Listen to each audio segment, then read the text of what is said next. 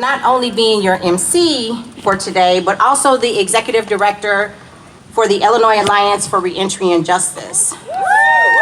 For our family members that are visually impaired, I am a Black woman with mocha color skin, braided hair, wearing jeans with a black t-shirt and yellow and white wording. Yes, you are. The Illinois Alliance is a statewide coalition of currently incarcerated people, formerly incarcerated people, stakeholder service providers, and allies, all united in the radical reimagining and remaking of justice.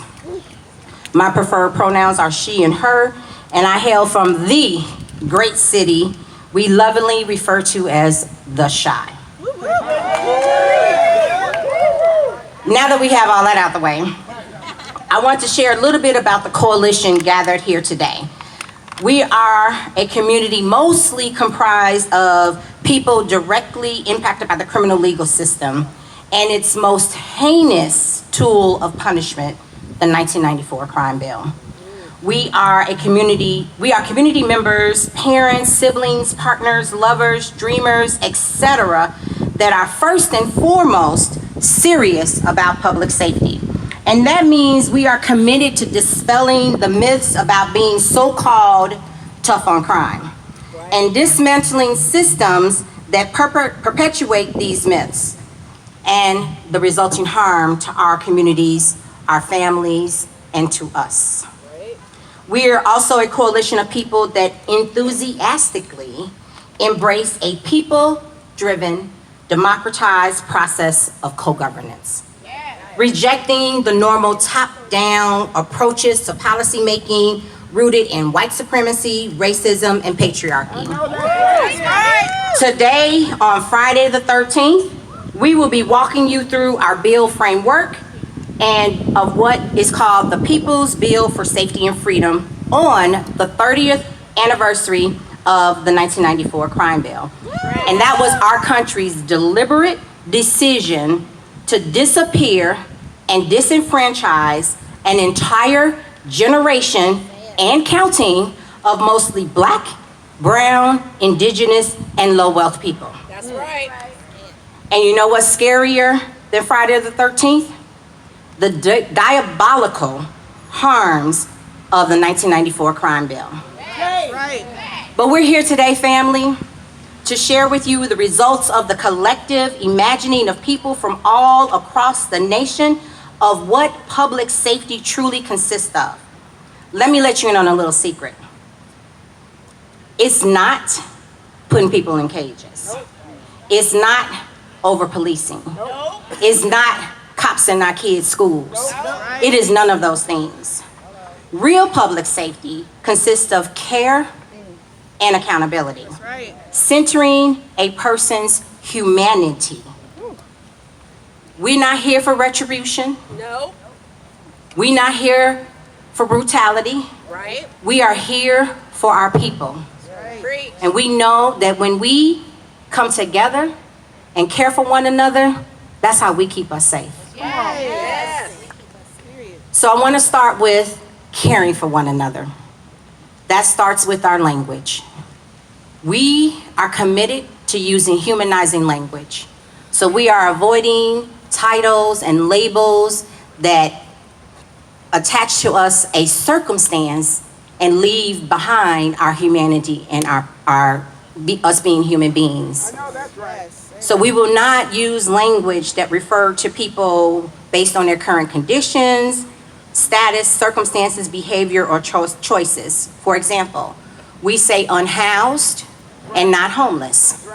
We say incarcerated person and not inmate. Right. We say formerly incarcerated person and not ex-convict. Those are the choices that we make because we know that at the end of the day, we all bleed blood. We're all human beings.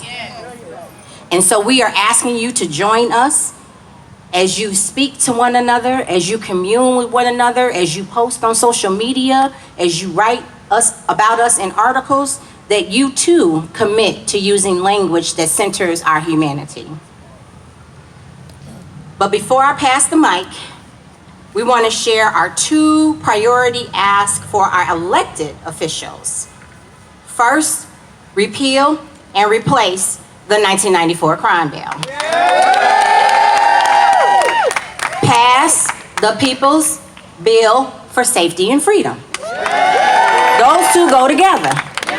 They're a pair, they're a couple. They're not separate. Yes. Second, we ask and we want clemency now. We call on President Biden, the architect of the 1994 crime bill, to repair some of the harm that he personally is responsible for to Black, brown, indigenous, and low-wealth communities. That harm, it lays at his feet. He has a duty to repair that harm. And we're asking for a small ask. It's not a lot. It's not. The 15,000 clemency applications currently pending, give us 10%. At least. You can go higher. I mean, I'd like to see 1994, but give us 10%. And create an independent clemency review board. We have the people who want to put us in cages deciding when it's time for us to get out of a cage. That ain't right. Make it make sense. So we need other minds and viewpoints in the room to decide when people should be given a second chance. Not the ones that want to put us in handcuffs in cages. Right.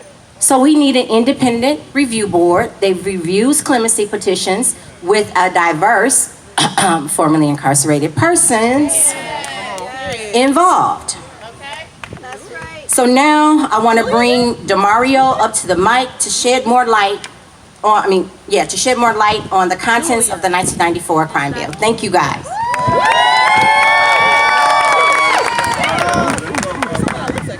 right. I got to adjust the mic a little bit, I'm sorry. My name is Demario Cooper. I'm a co-executive director at the Center for Popular Democracy, which is a national organization, a grassroots organization. 51 of us in 35 states, DC and Puerto Rico. And it's good to be here. It's good to be here. And it's good to hear that the People for Coalition and Safety and Freedom, we are partnering with them. We're excited about the work they've done, and we really want to honor the way that they did this work. Because it was really about talking to real people about the things that real people wanted to see and change. And now we're at a place where we have a framework to build a bill that can actually improve our community. So that is a great accomplishment. It is. And if you were a part of that, you should be proud of yourself and proud of people who you know who participated. So I'm from Akron, Ohio. That's yourself, Ohio. I was born and raised there. I'm from Akron, Ohio, but I'm from a place in Akron called The Bottom. And The Bottom was like the bottom of a hill, but it was also the economic bottom of the city. And I was born in '79, so that means when I'm like 12, 13 years old, I saw my cousins, my older cousins, they went from one summer hanging out with us, kicking it, to the next summer, having a lot of money, riding in trues and Vogues, troop suits, all colors. You know what I'm saying? Some people know what I'm talking about, but everybody here don't know what I'm talking about. You know what I'm saying? And then they all got locked up. And somebody like, I was there. That's right. You know what it was. Have a pager, 2 pagers, 2 on the shoes, all that, right? It's real. And we thought they were rich. And then 3 summers later, everybody was going to prison. Right. Everybody was going to prison. And my community shifted and changed. And we didn't know what was happening. See, what's important about these moments is because things are happening to us where people in these places are making decisions and you don't know what happened, you just feel what happened. You understand what I'm saying? You just feel it. Meaning like the place we used to go for the Hunger Center end up not being open anymore. All of a sudden they don't have money for after school programs. All of a sudden you can't learn how to play an instrument at the community center. What happened to the resources to do that? Well, there was a bill. There was a bill that moved $30 million into the police departments. Do y'all know that?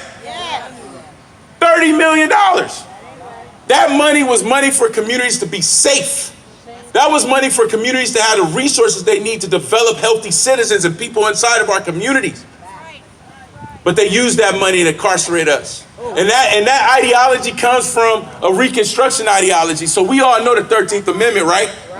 We all know that, and there was an exception clause inside that 13th Amendment that said, except you're duly convicted of a crime. What's funny about that is then all these crimes get created. All these crimes get created, right? And what we're saying is, and those crimes got created to put us back into a system of servitude, right? But here we are. Here are people who've been affected by that policy sitting in this room. And right now, this is just the people who can make it to D.C. Let me be clear. You're just the folks who can make it here. And you and I both know that there's hundreds and thousands and millions of more people that we represent. And we still here. So what I say to you in this moment, we're in a historical moment. If you don't know you're in a historical moment, you need to look at what's happening around you. We're in a historical moment, and a lot of opportunity is in front of us right now. We got a president who authored the bill who's about to get out of office. And what we're saying is, before you leave, you need to fix this. You need to fix what happened to my family. You need to fix what happened to my people. God rest their soul who didn't make it home. That's what time it is. That's why we're here. This bill has shifted what happened in our communities, but we still here. And we still demanding. We're still demanding. We're still standing. Like they try to take our ancestors out, they try to take you out too. But guess what? We still here and they owe us. And it's time to collect what we owe. 30 years is too long. It is time to change this bill. It is time to move. And President Biden, you need to fix your mistakes. We need safety and freedom in our communities. Thank you. My name is Demario Cooper. I'm with the Center for Popular Democracy. Let's do this thing, y'all.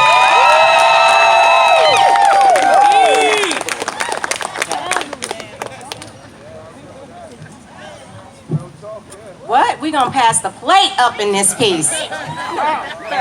You make me preach. Okay. We ain't gonna do it today, though. We ain't gonna do it today. Thank you, Demario, man, for that additional insight into the horrifying 1994 crime bill. Proximity has a way of giving people an unmatched expertise when it comes to developing solutions to the problems they face. Grounding our work in this understanding, the People's Process intentionally gathered formerly incarcerated people from across the country and surveyed our comrades who are currently buried in cages to draft our own bill framework together to replace the destructive and terrifying 1994 crime bill. Now let's also level set on how we can define safety and freedom. Because as we know, everybody talking about safety and freedom ain't talking about our safety and freedom. Everybody talking about safety and freedom ain't talking about our safety and freedom. So we define safety and freedom as policies that allow all people, let me say it again for the people in the back, all people to meet all of their needs. All people, all needs.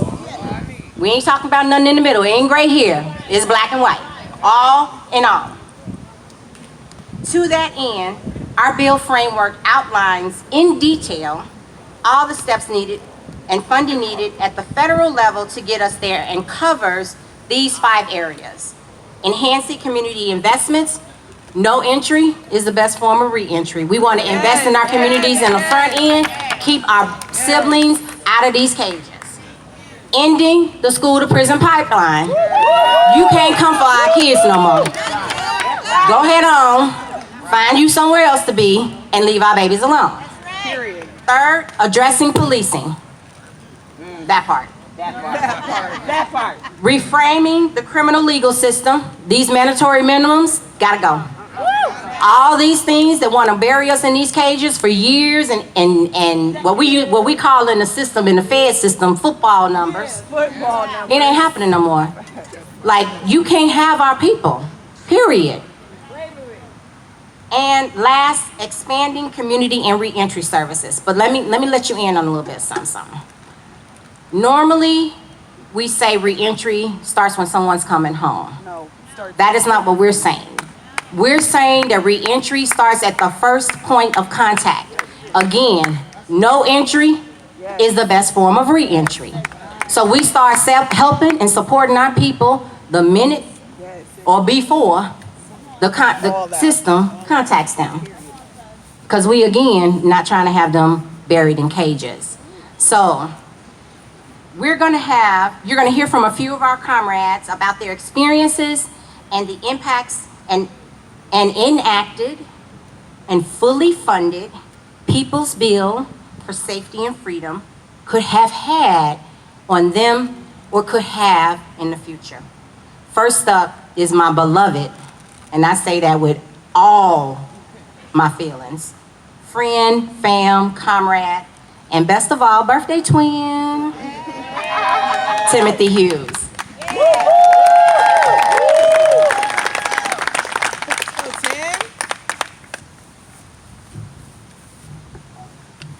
Peace, family.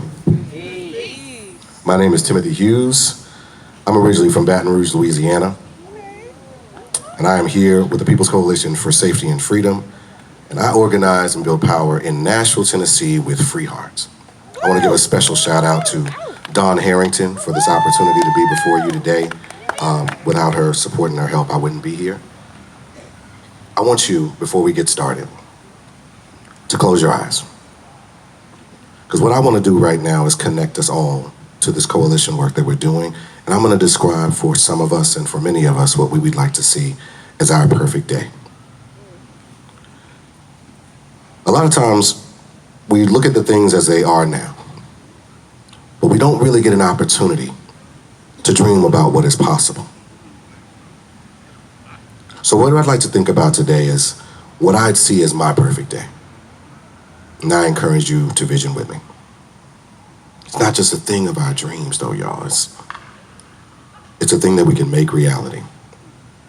But it's going to require that we invest and build infrastructure to make that perfect day. So right now, we've got investment going in cops and in cages and institutions. But what we really want to do is we want to create community. We want to build a space that's created by and for us. And here's what it looks like. It looks like us enhancing our communities. It talks about the essential community services that we find in well-resourced communities. Public parks, community centers, services that provide housing and educational support, employment that is affordable and accessible housing, treatment for substance and other kinds of disorders, addressing issues related to food accessibility, employment opportunities that provide not just livable wages, but thriving wages, that expand vocational training and job placement services for individuals within the community who have been impacted by the criminal legal system, as so many of us have. Housing access that expands public housing, vouchers, and rental assistance for individuals from government-subsidized programs like HUD, that address issues related to barriers to voucher acceptance and expansion of affordable and accessible housing in low-income communities. Universal childcare that provides subsidized childcare for all of the residents of our community, regardless of their income status or whether or not they've been impacted by the criminal legal system. Universal preschool for our young children, making sure that they have an opportunity to access what is rightly their birthright. Nationwide nurse-family partnerships that provide funding for nursing homes for our elderly and those who live in our communities who have contributed so much to making it what is possible. Mental health services that provide robust and enhanced community-based mental health services in our localities and states and expands upon the existing programs. Substance use, disorder prevention, early intervention, and treatment services. And finally, food security. There are no food deserts. They don't just automatically happen. They are created by public policy. So we need to use public policy to address the needs in our affordable food crisis. In Tennessee, we're creating community.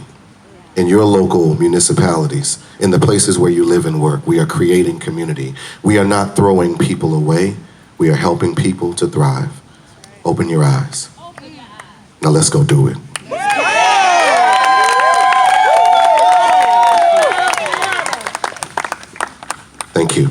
pass the mic to my good friend and comrade, Fidel. Fidel, you ready? Let's go.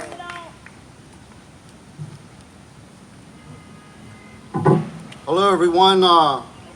Who keeps us safe? We keep us safe. Who keeps us safe? We keep us safe. My name is Fidel Chagoy. I was born in Riverside, California, and I work for Starting Over Inc., a black-led nonprofit in Riverside that serves the community through transitional housing, reentry services, advocacy, civic engagement, and family reunification services. I serve the community as an organizer for Riverside All of Us or None. All of Us or None is a national organization created by the directly impacted for the directly impacted and its advocates. Raise your hand if you felt the repercussions of living with the record today. Yes, yes.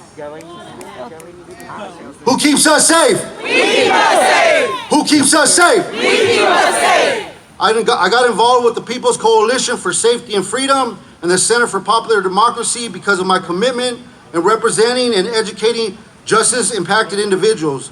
The work has broadened our network and linked us with others who share our commitment to community safety. We have been working on the 1994 crime bill and included a focus on the school-to-prison pipeline. I will be sharing how that school-to-prison pipeline has directly impacted myself. I am a person that the school-to-prison pipeline has directly impacted. At the age of 16, I was expelled and placed on probation school due to poor attendance. This led me to being out of school and pushed out of education into the criminal justice system, where I spent a total of 16 years throughout my life. That ain't right. I couldn't explain to my teachers that I was witnessing domestic violence within my home. These traumatic experiences impacted my mental health and my ability to be fully present at school. This also led to me to the repercussions of living with the record in the United States and dealing with the collateral consequences that stem from the 1994 crime bill, Right. such as the Adoption Safe Families Act, family separation, housing discrimination, employment discrimination, not being able to get licensure, and the 48,000 other barriers that can come with living with the record today. We need mental health clinicians, nurses, trusted adults in schools, not police. This brings me to Title II in the bill framework, eliminating the school-to-prison pipeline. There are several sections that touch on solutions that could have shifted continuous funding to what the people from the community want, such as provide federal grants to schools to implement restorative and transformative models. This policy could help children learn how to find their voice and advocate for themselves. If this policy existed in 1994, I would have found my voice sooner and shared the things I have said here today. Another key section within the bill framework is to provide resources to schools to increase evidence-based intervention programming for children at risk of discipline are becoming out-of-school youth, including after-school programs, community centers, boys and girls clubs, and programs that promote imagination for children. This policy could assist children to be a part of a support network and learn about events happening in their communities. If this policy had existed in 1994, I would have attended events with my family and friends. You can also find additional information about the bill framework on safetyandfreedom.org. Who keeps us safe? We keep us safe. Who keeps us safe? We keep us safe. I will now pass the mic over to Alex Waluz. Alex.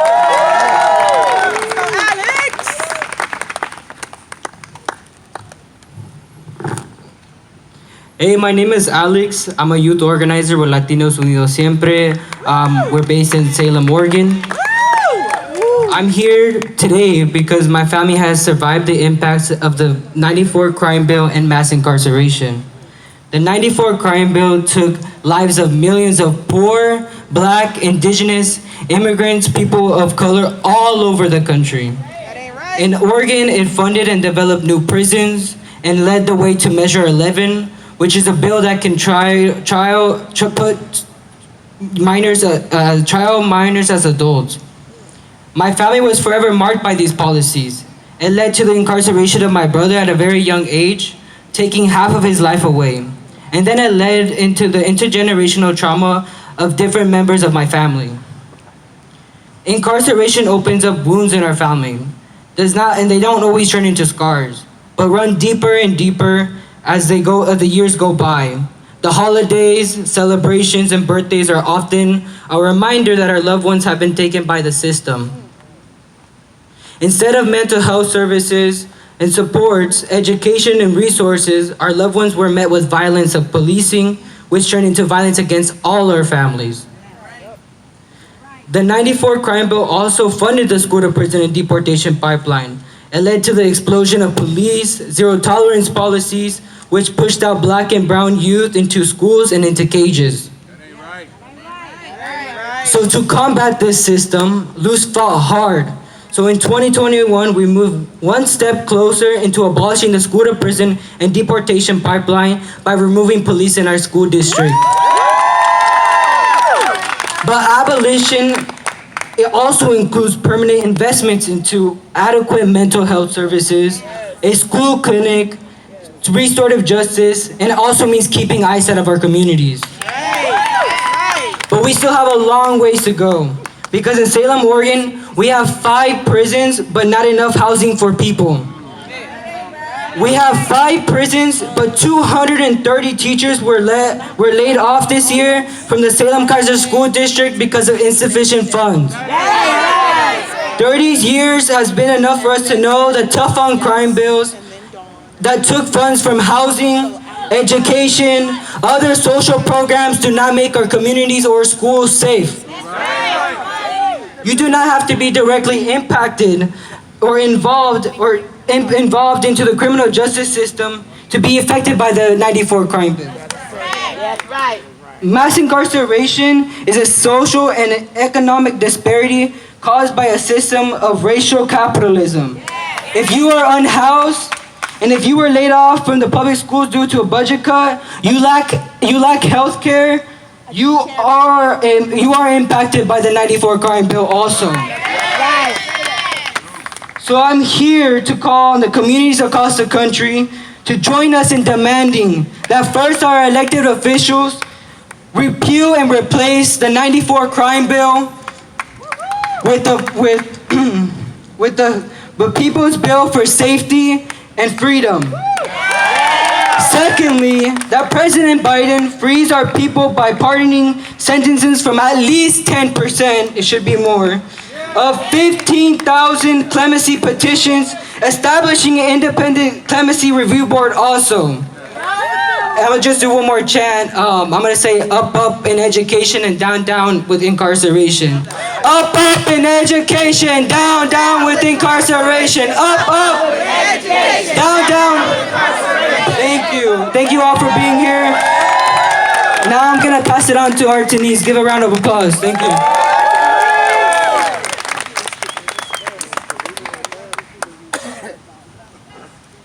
Hey everyone! Hey! Who keeps us safe? We keep us safe. Who keeps us safe? We keep us safe. What's up, y'all? I'm Artenise Myrick. I'm the Director of Organizing and Policy at Live Free Illinois. Based in Chicago, Live Free Illinois, we organize over 125 congregations across the state to address what we believe are the most pressing civil rights issues of our time: gun violence, police violence, and mass incarceration. We are proud members of the People's Coalition for Safety and Freedom. I come to this work not just as a leader, but also as someone who is deeply affected by these systems.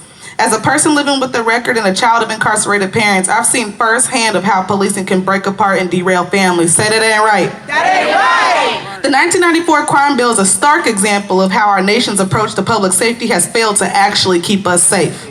It prioritized policing and mass incarceration, leading to expanded prisons, harsher laws, and a system that disproportionately impacts and targets Black and brown communities. Policing, which traces its roots to the era of slave patrols, can't forget that, continues to harm our communities rather than protect us. This is why we're pushing for reforms outlined in Title III of our bill framework to address policing, seeking to fundamentally transform how policing is funded and practiced across the country. Some of our goals of Title III are the elimination of Burn Jack program, which provides federal funding for aggressive policing. This money has long been used to criminalize Black and brown neighborhoods and fuel mass incarceration. By eliminating it, we can begin to redirect resources towards addressing the root causes of violence rather than punishing communities. We call for the demilitarization of police forces, Too often, Black and brown communities experience police officers in military-grade equipment, creating warlike atmospheres in our communities. We push for critical police reforms like revising use of force policies to ensure that lethal force is used in situations of imminent threat, and we're calling for deflection programs which divert people away from the criminal justice system before arrest is even made. Somebody say people, not prisons. People, not prisons. These reforms are not just about changing laws. They're about reshaping how we think about safety, justice, and community. It's time to divest from policing that harms and invest in approaches that heal. We don't want police to undermine public safety. And thank you again for your time today. Again, we are pushing to end and to repeal and replace the 1994 crime bill. 30 years today, we didn't need this type of harm to our communities. And I'm happy to stand with what I see right in front of me, which is community, who's all here to help us transform these systems to reflect us and not to target us and criminalize us. I'm super happy to introduce the Dawn Harrington, the Executive Director of Free Hearts of Jackson, Tennessee.